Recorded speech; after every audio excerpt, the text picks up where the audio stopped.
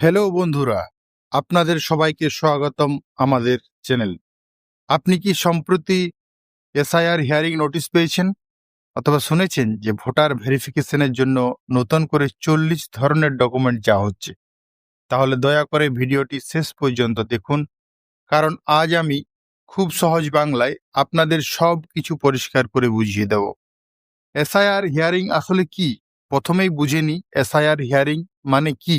IR এর পুরো নাম হলো স্পেশাল ইন্টেনসিভ রিভিশন।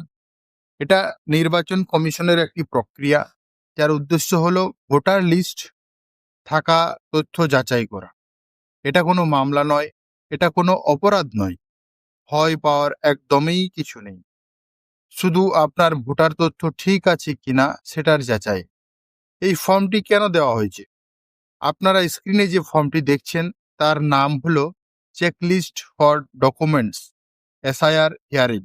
এই ফর্মে আপনার প্রথমে থাকবে নাম, ভোটার সিরিয়াল নাম্বার, জন্ম তারিখ এবং হিয়ারিং এর তারিখ লেখা থাকবে। যে নতুন 40টি ডকুমেন্ট লাগবে সেগুলো দেখে নিই। এখন আসি সবচেয়ে বড় প্রশ্নে, এত ডকুমেন্ট কি সবাইকে জমা দিতে হবে? উত্তর হলো না, একদম না। এই লিস্টে প্রায় 40 ধরনের ডকুমেন্টের নাম আছে, কিন্তু আপনার সব দিতে হবে না। যে কোনো 2 থেকে 3টা বৈধ ডকুমেন্ট থাকলেই যথেষ্ট। কোন কোন ডকুমেন্ট গ্রহণ করা হবে সে ব্যাপারে আমরা একটু জেনে নিই। চলুন সহজ করে বলি।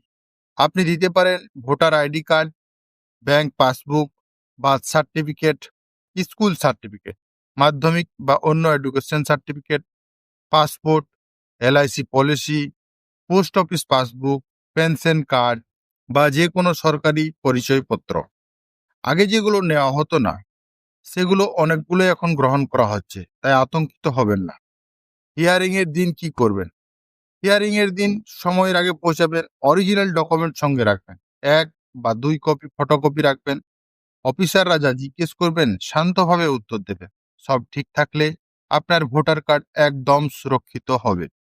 গুরুত্বপূর্ণ কথা হচ্ছে, আরেকটা কথা মনে রাখবেন, এসআইআর হিয়ারিং মানে ভোটার কার্ড বাতিল নয়, এটা শুধুই যাচাই প্রক্রিয়া।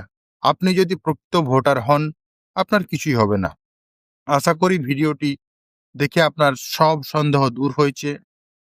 ভিডিওটি উপকারী মনে হলে লাইক করুন, শেয়ার করুন এবং চ্যানেলটি সাবস্ক্রাইব করুন।